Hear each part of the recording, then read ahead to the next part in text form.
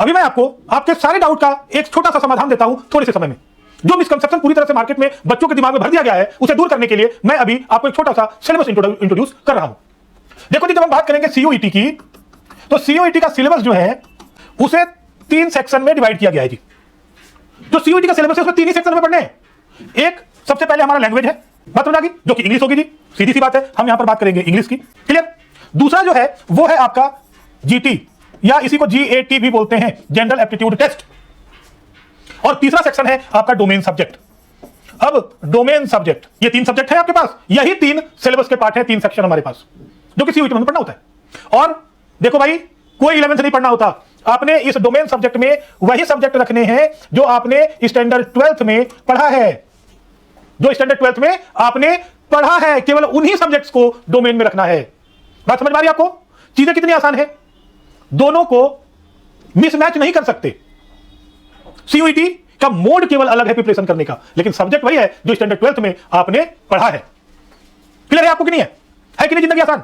अब देखो जी, ये जो जीटी है इसे हम लोग करंट अफेयर बोलते हैं। Current affair, GK, general knowledge and current affair. तो जनरल नॉलेज देखो एक बहुत वास्ट फील्ड है। तो यदि आप खुद से इस जीटी की तैयारी में लग जाएंगे तो आपको पता चलेगा कि मैं तो जी बहुत कुछ पढ़ रहा हूं, मुझे कुछ समझ में नहीं आ रहा। क्योंकि जीटी के अंदर में आपको हिस्ट्री भी पढ़ना है, ज्योग्राफी भी पढ़ना है, बायोलॉजी भी पढ़ना है, आपको फिर इकोनॉमिक्स भी पढ़ना है, करंट अफेयर भी पढ़ना है। तो इस कारण से आपके प्रिपरेशन में आप खो ना जाए, achievers Academy of excellence balanced आपको पाथ बनाकर देती है, जिससे कि क्लियर हो गया। तो डोमेन सब्जेक्ट आपको समझ में आ गया, जो आपने स्टैंडर्ड 12th में पढ़ा है वही आपका डोमेन सब्जेक्ट होगा। जीके यानी जीटी के लिए अचीवर्स एकेडमी अपना एक बैलेंस्ड पाथ आपको देती है, जिससे कि आपको बस उतना ही पढ़ना है and you will find right questions from there. हो गया। And next one is the English. देखो जी, इसमें आपको कोई लिटरेचर नहीं पढ़ना है, बेसिकली ये ग्रामेटिकल इंग्लिश है। ग्रामेटिकल पार्ट इसमें आता है, पैसेजेस होते हैं, अनसीन पैसेजेस होते हैं, देयर आफ्टर सिनोनिम एंटोनिम वगैरह होता है। तो इसके लिए भी एक लिमिटेड पास्ट ईयर पेपर्स के बेसिस पे अचीवर्स एकेडमी ऑफ एक्सीलेंस एक रोड मैप आपको देती है, जिसे ही आपको फॉलो करना है। तो जब आपको हर चीज वेल कुक्ड एंड बैलेंस्ड मिल रहा है, तो फिर आप अपना क्यों समय बर्बाद कर रहे हैं, क्यों अपनी एनर्जी बर्बाद कर रहे हो और कुछ भी किए जा रहे हो?